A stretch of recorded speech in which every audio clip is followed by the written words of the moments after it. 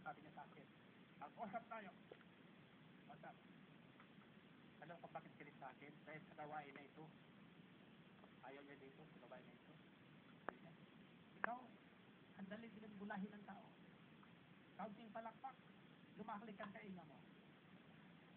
Pagdating ng panahon, masama ka pa rin.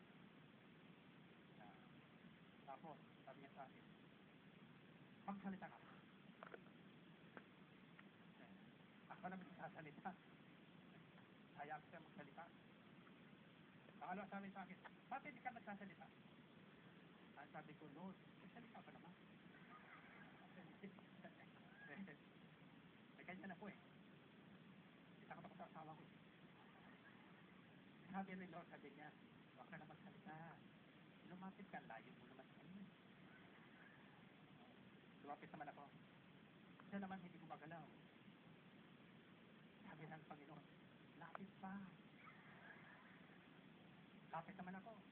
Hindi man gumagalaw. Ako, handa yata ito.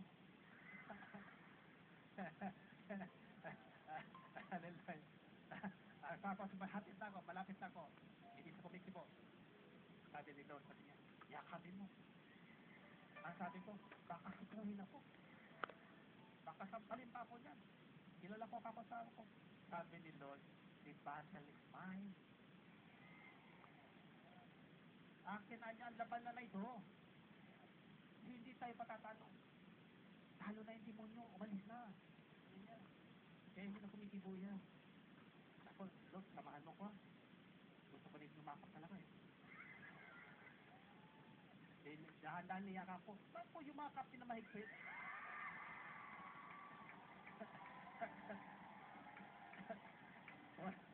Why not have Python? Hallelujah. That is my love story.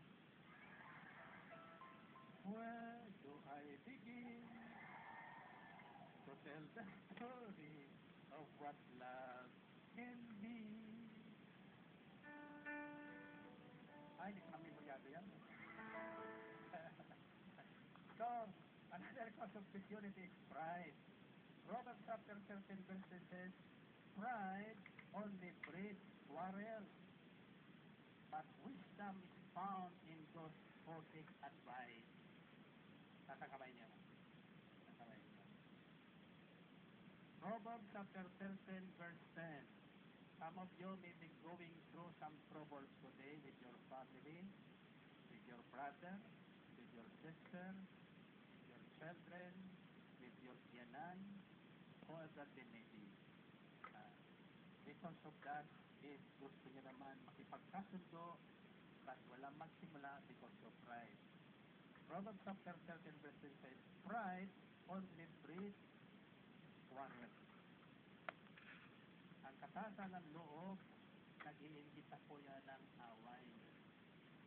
Laging handang makipag-away. But wisdom is found in those who take advice. Ang taong marunong, tulad ng mga Israel, hindi basta-basta nagagalit. Naghahanap ng papayo sa kanila. Nagagawa ng aksyon. Whenever you are angry, get angry. Di man sinasabing huwag kayo magalit.